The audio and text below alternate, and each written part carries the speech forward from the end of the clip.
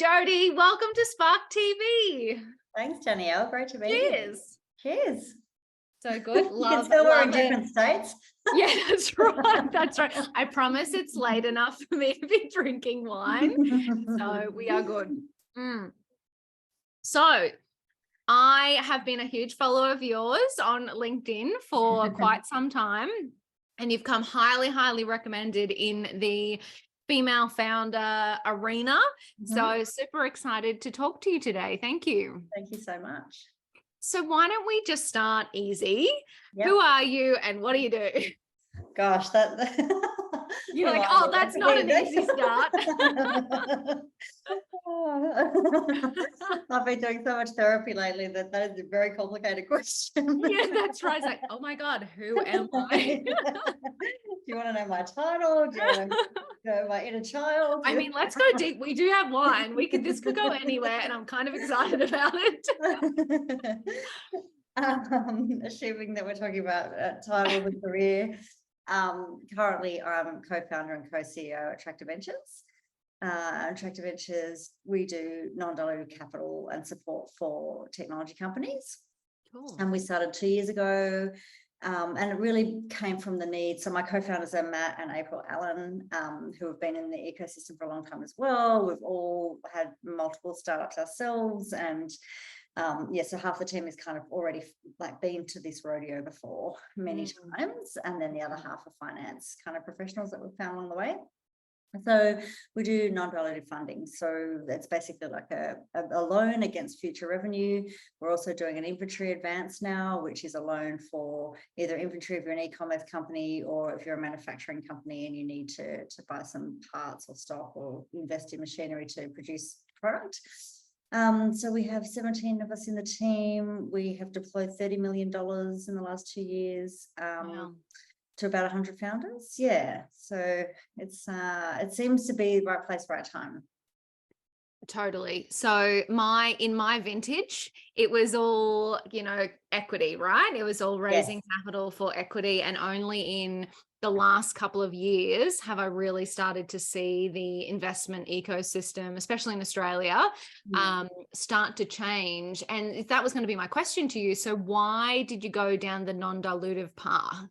Yes. Because that is so different for this market. Yes. I love it. It's really cool, actually. Well, yeah, thank you. Great question. And it sort of begs the next question, why tractor? And how does that make sense? And so we talk about tractors and rockets. And so, the rocket is very much that equity, the VC path. And well, there was, if you had a startup and you needed money, you looked for investors. And then the VC investor is a specific model again. So they want to back rockets that, land on the moon, and the ones that do that's very exciting, but also most of them blow up along the way. And so,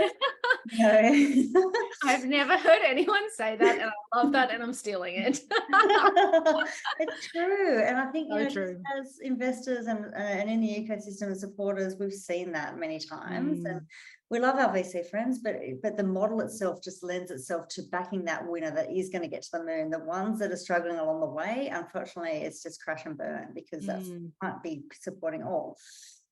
So we figured, so 1 in 100 startups maybe fit that VC model. What about the other 99? And what about other methods of funding? And so, and I think, we talk to founders all the time, and the ones that are looking for non-dilutive funding are the ones that they've already sort of got along the journey enough to know there's product market fit, and enough to know that the shares are potentially very valuable, and they don't want to be getting rid of them early and not having them down the track. Yes. Yeah. Wow, that's super cool. And I love the new inventory model as well. So obviously this show, mostly we talk to, female founders, and, one of the biggest challenges, especially in, hardware or product-based businesses, is that capital outlay. And you're right, a lot of early founders who've kind of proven the model know that they can do it. It is just that barrier of upfront capital that's sometimes an issue. Yeah, that's right. Exactly. Oh, awesome. So how did you get here? So this is all fabulous to talk about, but I'm sure you don't wake up in the morning one day and just go, oh, I'm just going to start this investment firm. What's your story thus far? Was there Yeah. a career? You mentioned other startups. Talk to me about that journey. Yeah, it's funny because now that I'm here, it seems that everything I've done is the perfect things, like perfect combination of things to do. But God, it was never in the plan. I did a commerce marketing degree.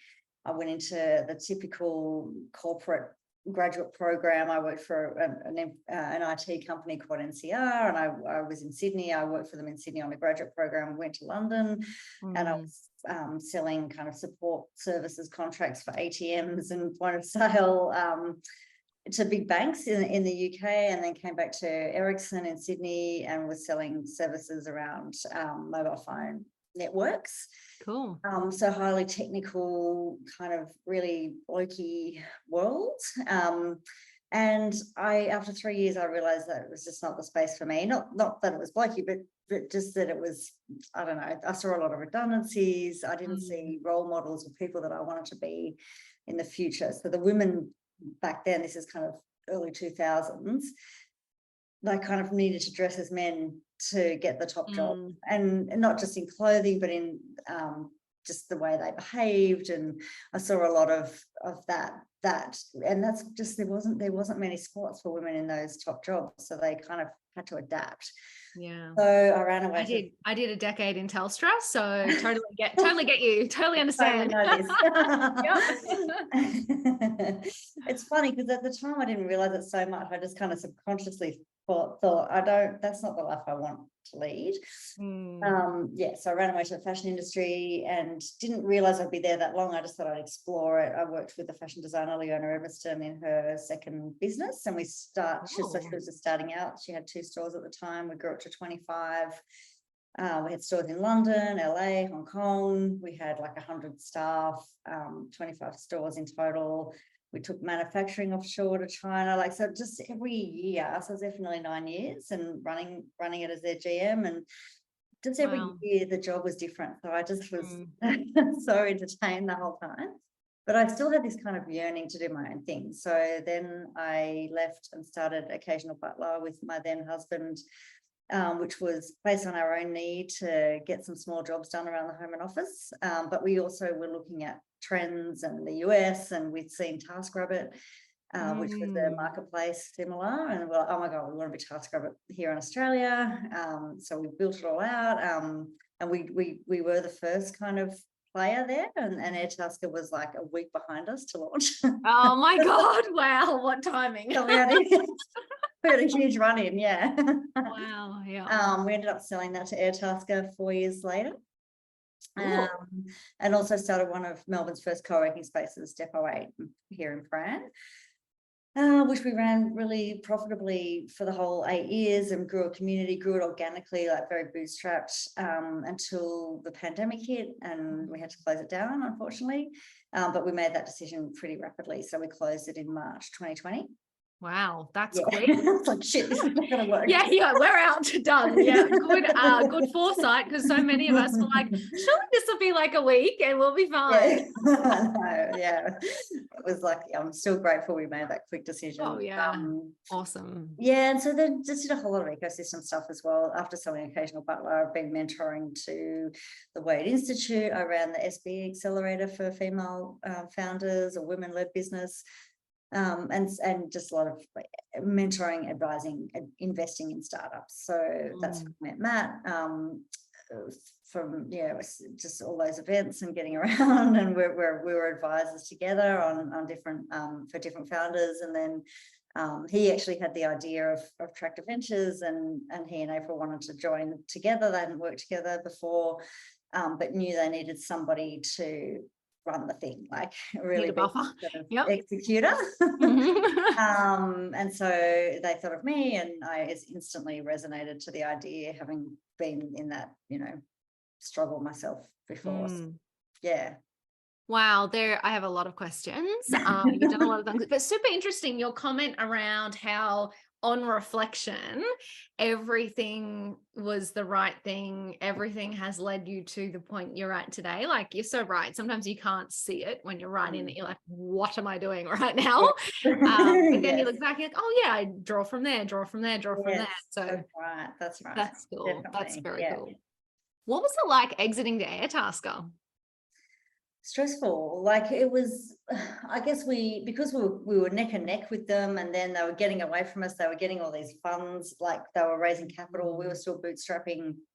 We realized after about 3 years, we're going to have to raise money. We resisted it because we just didn't want, especially for me, I didn't want to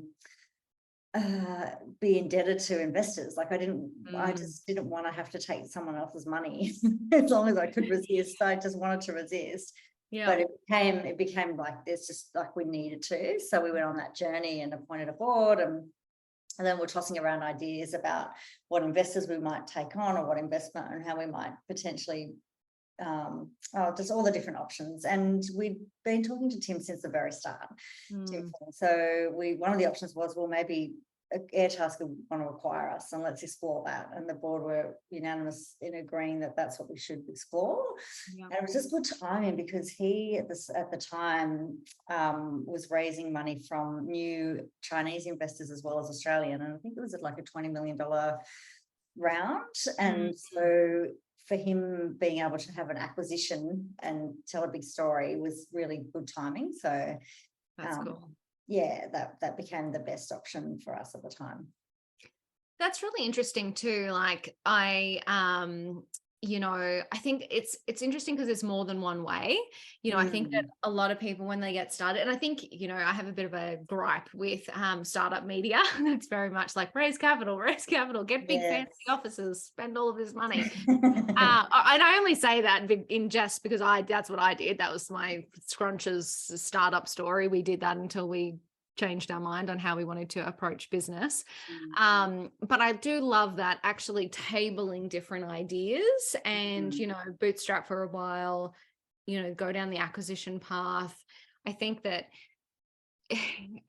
a lot of founders really struggle because they think there's only one path. They think that to be a successful startup, you have to go out and raise millions in capital. Yeah, well, I still say, and it's changing a little bit. Like I can see the media changing a little bit, and I talk to journalists and they say that they're wanting to write more stories, the real stories, not just the capital raise. But oh my God, when we were doing occasional, every single day, Startup Daily, this person raised this, and I still say that one of our biggest competitors at Tractor is that headline.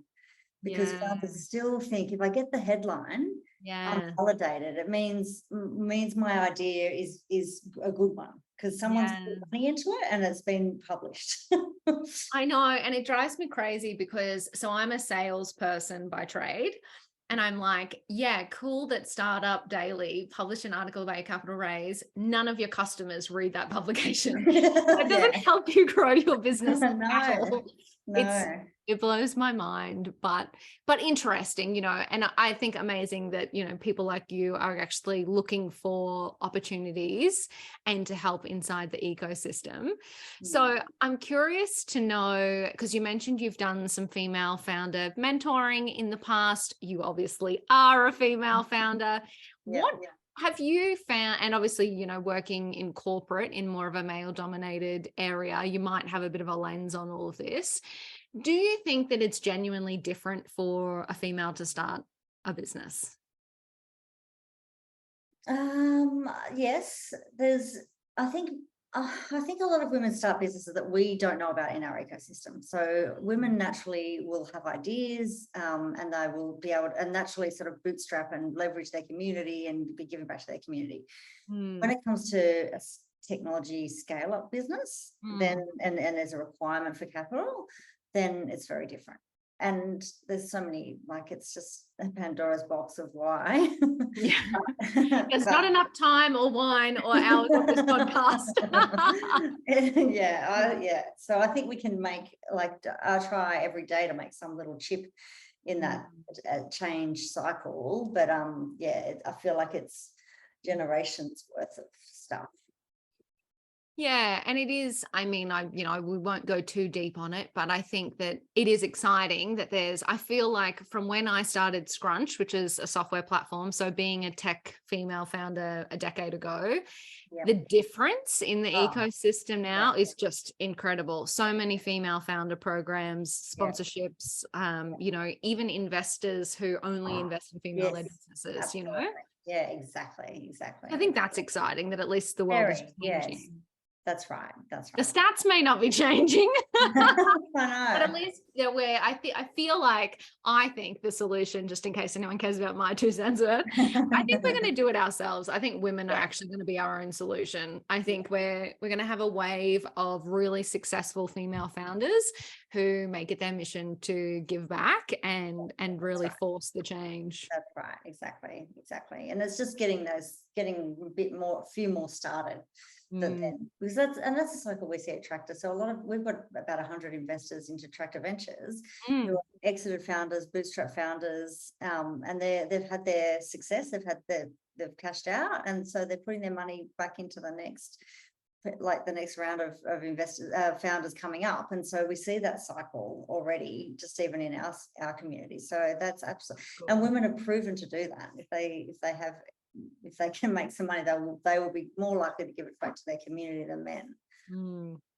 So can anyone get involved in like investing in your fund or in this ecosystem?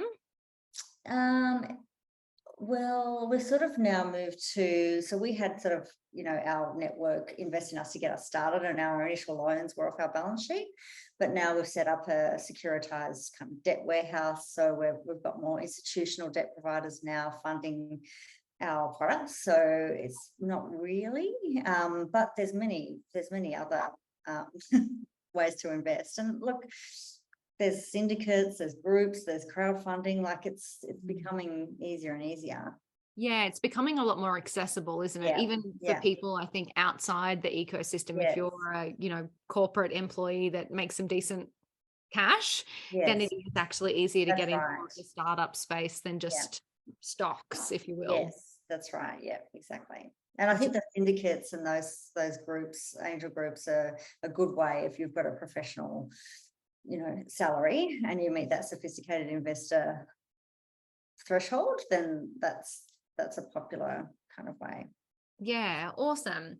So left turn, let's talk about, obviously you've been on the startup side of things where you've actually grown a business, exited a business, but you also obviously work with a lot of businesses, with a lot of startups.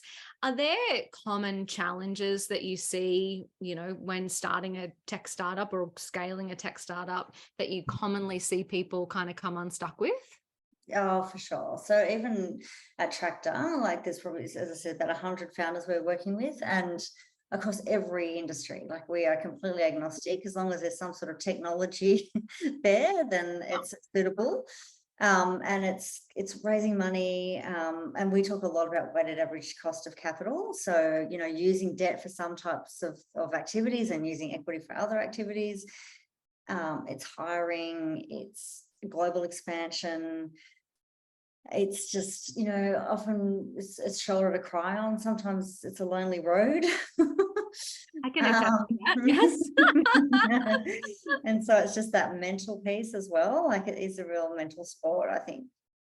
Starting it is. Yeah. So totally. I feel like it's one of those things where like every day is different. You're as a founder, you are all of a sudden every job role in the company, and kind of, I don't know, I always found it really hard to ask for help. I always felt like I was supposed to be the expert in every job role that I suddenly had, and that it was up to me to kind of figure it out. But as I've grown up a little bit, I've realized that it's okay to ask for help. You have to. Yeah, but I think that is a big struggle. I think you're right. The mental battle is insane. Yeah. You can one day get a piece of news and you think this is amazing, I'm going to make it, the next day it's like, oh my God, this is going to like ruin me. Yeah, totally. Both of ends of the spectrum too are probably just completely within a week. Yeah. Any tips for founders on actually how to deal with that mental challenge? Well, I do think it's what you were alluding to. Like I remember at Occasional Butler, there was just this point where I was so stressed that I was paralyzed. Like I'd go into the office and I'd see it and I couldn't actually type. I just I was frozen with anxiety and fear and stress. And I had this huge expectation of what our spreadsheet was supposed to look like, and it wasn't happening. And I was just locked in this, and I wasn't talking to anyone. So I was just sitting there like frozen. until someone suggested I reach out to a mentor, and that just changed everything. Like, it just unlocked me. It was someone saying this is normal. I think, yeah, that just women especially just don't feel like they have to take it all on and not ask for help, and it's critical. And there's so many people wanting to offer help, and as you said, like, the ecosystem's grown so much in the last 10 years, and there's help everywhere, and it's a very friendly, compared to the corporate world, like, it's a very friendly, inclusive, wanting to help in like place. So you should always be asking. It's so true. And I think, like, you're just getting in your own head is the challenge.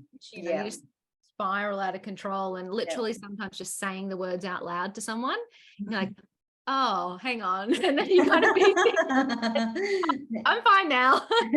Yeah, that's, oh my God, so many times it's like I'll be listening and the founder is just answering their own problems as they talk. It's like it's just that soundboard sometimes.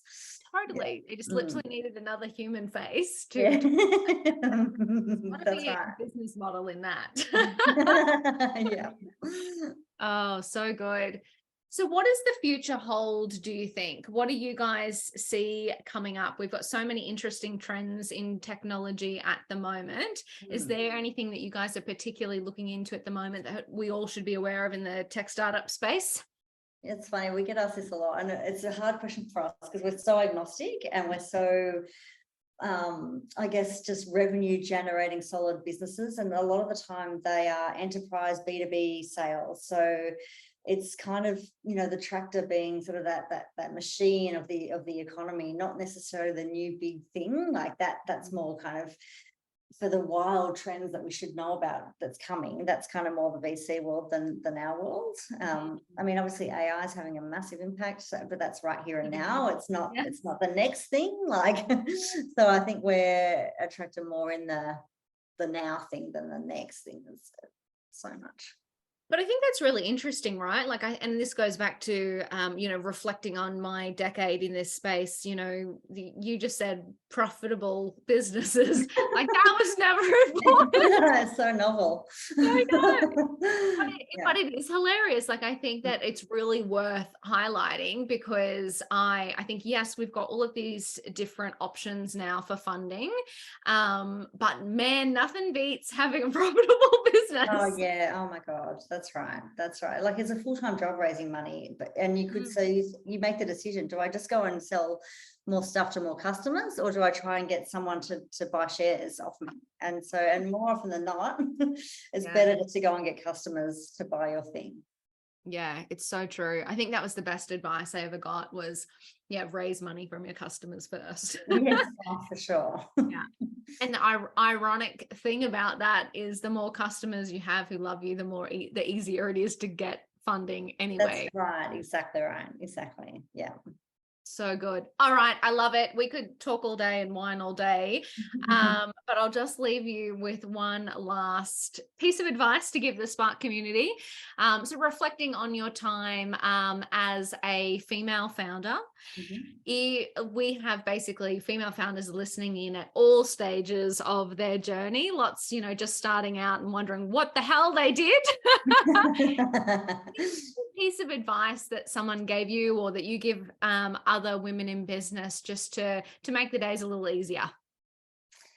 I think, you know, we underestimate ourselves so much, and you know, as we were chatting just before, like, it's this mental sport. And so I think probably it's just believing in yourself and back yourself, like, you can do this, and definitely reach out to others, and yeah, women who've been there, reach out to me, like, reach out to you know, we're all happy to help, because it's a good thing to be able to help someone. And it might be a 5-minute conversation where you're stuck in something, and it might be just talking it out loud, and then, oh, I've realized now just by talking about it what it is. So, you know, I think it's back yourself and don't try and do it alone.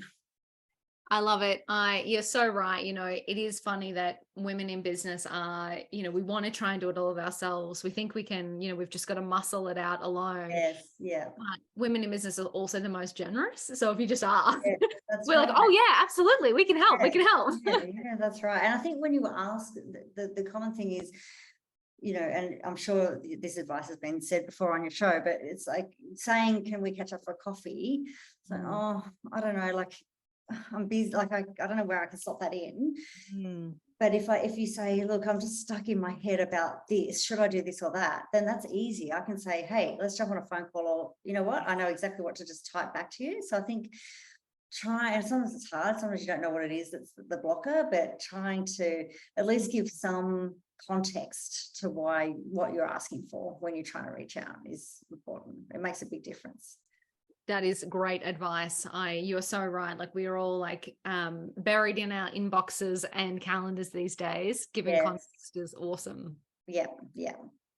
Incredible, Jodie. Thank you so much for your wisdom and insights and sharing your journey. Cheers to you. Yes. Thank you. Thanks for having Thank you me. for coming on the show. Appreciate your time. Thank you.